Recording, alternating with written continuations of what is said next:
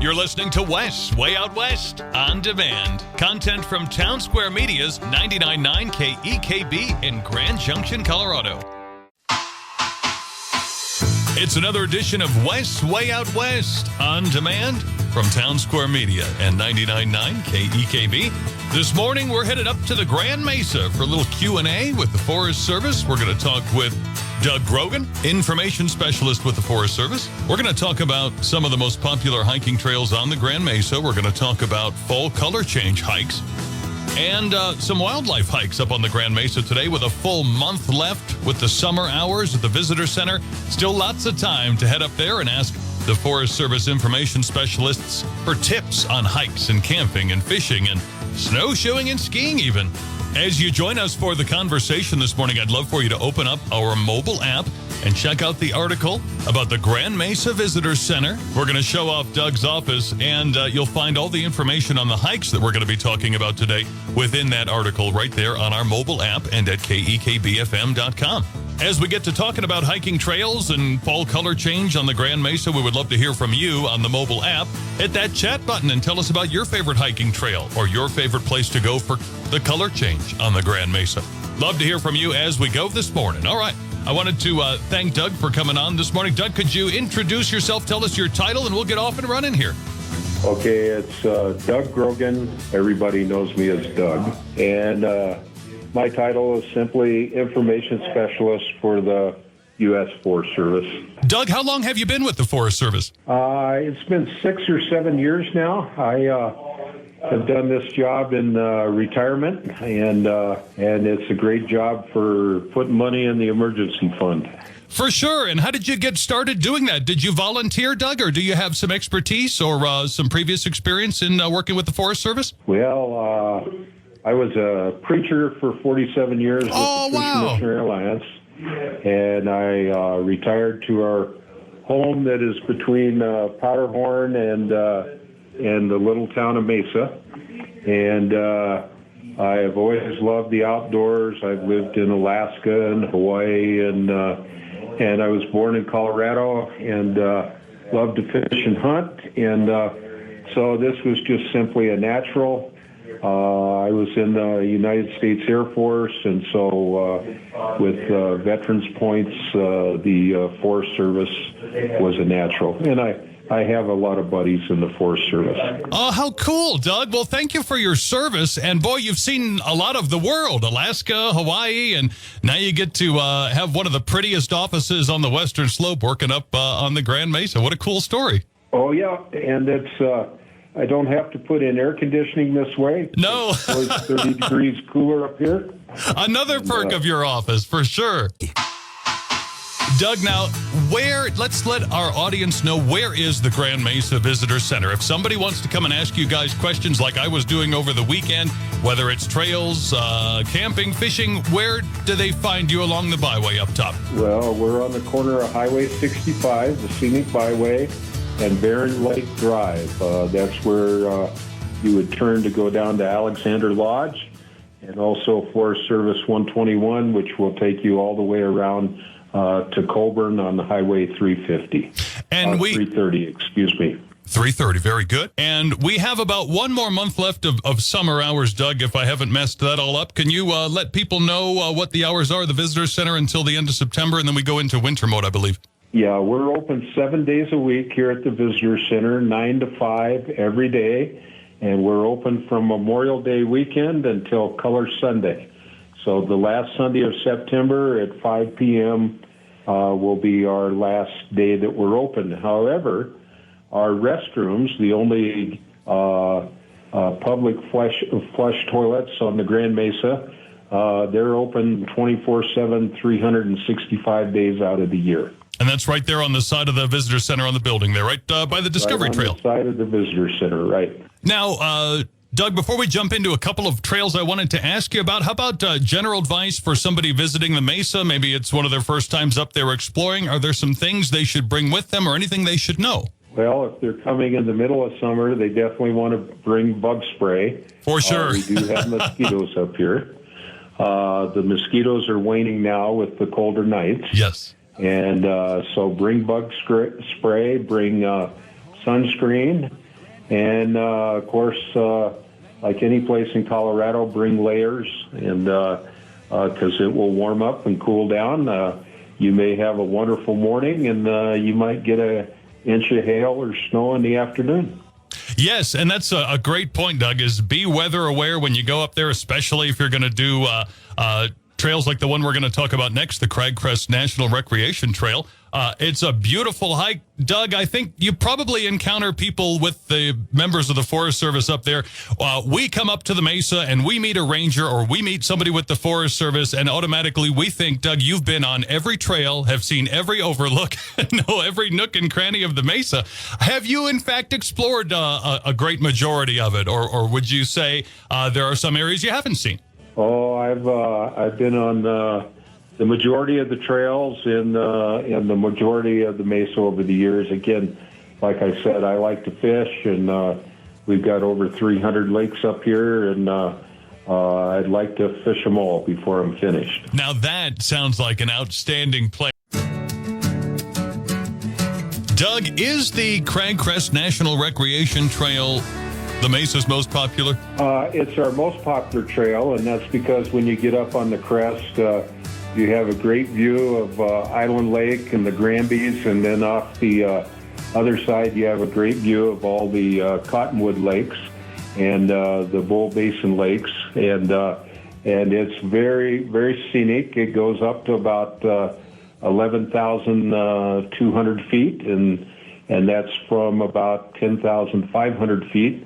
And so you get up above everything, and the crest is an actual crest. It's about 8 foot wide. It's a majority of it is rock, so it's almost like walking a sidewalk, and it's our most popular trail up here. I absolutely loved it when I did it earlier in June of this year, first couple weeks in June, and out, it's got like everything. You get to hike through the forest, and then you come up above the tree line, and you've got kind of, like you said, that almost single track rock bridge that, if I'm not mistaken, Doug, is that in fact the Mesa Delta County line that follows the crag right across the top of the mesa there? It's pretty close to the county line, yes. I thought it was a fascinating hike. And then when I did the entire loop, Doug, so I came down, I went up the west side, went all the way across down the east side, and coming down the crag on the east side, I remember in June, there were a couple of great big trees falling down on the trail, and you had to kind of like climb up and over them and around them. And it was just like, wow, we are totally immersed in a Grand Mesa hike at this point. And then you do the lower loop on the way back, and you start thinking, when am I ever going to see my car again? Because it does start to feel quite long. But what I really liked on the lower end on the way back, Doug, maybe you can explain some of those vast fields of fallen timber that you walk through where the trees are just laying down everywhere. Is that the kind of thing that anyone needs to manage, or do people have to keep track of that with storms and lightning and everything? What becomes of all the fallen timber up there? Well, some of that is from wind-blown timber. The last couple of years, they've had a timber sale in there. Oh, wow. So they're going to be in there cleaning up. And we generally recommend that people go up what I call the north side. It's probably the west side by Grand Mesa Lodge. And that's a more gentle ascent than the one that you went over with the fallen trees. You do about 600 feet of elevation gain in 2 miles. And then we recommend people do the crest. And we don't especially recommend coming down that east side, especially with the monsoon season this year. Yeah. With the mud and so forth. And then, like you said, the bottom loop of the trail, that can be quite an obstacle course. We kind of recommend here at the Visitor Center going up and back. That still can be an 8-mile hike if you do the whole crest, 4 up and 4 back down. I really love going up that thing, and then after doing the crag, I came back and kind of took a long way down to Cottonwood, where you kind of go over the crag and down the other side, and that is a beautiful walk, too. And that is a great trail, and you can hook up at Cottonwood with the Land O'Lakes Trail and come back out to Highway 65, and there's some great backcountry fishing in there. So many great places to cast a rod. Now let's move over to the Mesa Lakes area for just a minute, Doug, and let's talk about that incredible walk to Lost Lake. I think if anyone hasn't been able to go into the Mesa Lakes area, it is well worth the day pass to go in there. And then you park up by the Glacier Springs and get to walk in there and back into the woods and around South Mesa Lake, and you follow the trail back to Lost Lake. And when you come out of that tree line next to Lost Lake, it's just like a timeless feeling. I mean, you come out and it's beautiful. People are generally great about observing the leave no trace. And when I walked over to Lost Lake, I felt like no other person had been there in ages. It's beautiful. Yeah, it's a great trail. And if you like to fish, both of those are very mossy lakes, and they're filled with just brookies. And if you're going to fish it and fish it well, a spinning rod with a water bubble with a 4-foot leader and a fly, you get the brookies busting through the moss, and both South Mesa and Lost Lake are a delight, and the trail is just an added bonus. It really is easy to follow, and a lot easier if you let the snow melt a little bit, but some people like to jump the gun and go up there a little bit earlier. But absolutely, the Cragcrest and Lost Lake, a couple of my absolute favorite hikes. And folks that are listening to us this morning can head over to the KEKB app, and they can see detailed photos of the entire route through those trails, because we've taken pictures and love sharing those on our app. Doug, there are more than a couple of spots to see the fall colors up on the Grand Mesa. If you could recommend one spot, where would you tell us to go? I might say that coming into the fall time of year here, the Lost Lake Trail, because you have so many aspen trees, because of the elevations 1,000 feet lower, it just becomes a real delight. I mean, it's beautiful anytime. But come here in another 2 weeks. If you do that trail, you're definitely going to want to wear sunglasses from all the color. Oh, I can't wait, Doug. That is great intel. In fact, that was 2 questions down, but let's just skip to it. Great hikes for the fall color change. We know Lost Lake is one of them. Do you have any others you might recommend? Well, any of your South Mesa by Mesa Lakes resort area, any of the trails in there. You've got the Rim Trail through there. You got a Deep Creek Trail that'll actually take you up to Lands End Road, and it's accessed by Glacier Springs as well. Oh, okay. The South Mesa Lake Trails, and you can come into the Visitor Center. We have a free brochure entitled "Short Hikes of the Grand Mesa." Oh, I'm coming to get it. And it features all the hikes around the Visitor Center, but it also features all the hikes around Mesa Lake Resort. And as we get into the color, the hiking trails around Mesa Lake Resort are absolutely the best, because you're in the heart of the aspen. And like you said, the temps are so perfect, and you just feel like you've got this energy. Now that I know my way around a lot better this fall, I plan on seeing a lot more of it up there. Well, I'll just point out that's your best opportunity to see moose. Again, they like the lower elevation a little bit. You can you see my questions in here, Doug? Because you're just going right on to the next topic. I was going to ask about wildlife next. No, I've just worked 7 years at the Visitor Center. Yes, sir. And everyone asks, where can we see a moose? And from the bottom of the slide area, which is where the Lake of the Woods trail takes off, all the way down through Powderhorn is really your best area to see moose. With the moose being a little bit lower, are there, people probably ask all the time, are there certain trails I can go on if I really am hoping to encounter elk or hoping to encounter a moose? It's probably the luck of the draw, depending on the weather and the season. But are there some areas or portions of the mesa that may offer a little bit more of the elk necessarily running across a clearing or encountering some of those things if people were wanting to take pictures or that kind of a thing? Sure. I don't want to get the elk hunt with me, but right. if you take off past Water Dog Reservoir across from Jumbo Lake and follow the 4-wheel drive road and ATV trails down into Bull Basin, that's a great area to see elk and moose as well. Perfect. Also up on Lands End and down into the Connor Creek drainage, that's another great area for elk and some moose, but more elk. And, of course, evenly dispersed all over the mesa, deer. Of course, you've been up here and seen the marmots. Marmots are everywhere. We have had, for the last couple weeks, a fox hanging out underneath the visitor center here. He comes out and poses for pictures, and so lots of wild. Before we wrap things up with Doug up at the Grand Mesa Visitor Center, we always love when you chime in on the conversation as well on our mobile app and on the Facebook wall today. Some of your favorite places for camping on the Grand Mesa. Courtney, thanks for chiming in this morning. She says, I've enjoyed just about every camping spot up there. I suppose I don't have a favorite. They're all awesome in my book.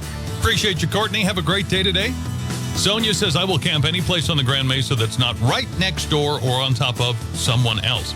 Tim says, I like to camp alone in the trees away from the campgrounds where it's free in my own little space. Linda says, even the fish. Eric Reed, good morning. He says, I did the Cottonwoods this year. It's really nice up there. And every time I've been to the Cottonwoods, Eric, there's next to nobody else over there. Doug says, I love camping at Cottonwood #1. I love it too, Doug. Joyce says, I love Vega State Park. Another great spot to camp. A lot of wildlife south of the state park as well. Kevin says, any of them that are free without anyone else there, I'll camp. And Mitch, good morning, buddy, says Vega State Park. Some of our favorite places to camp up on the Grand Mesa.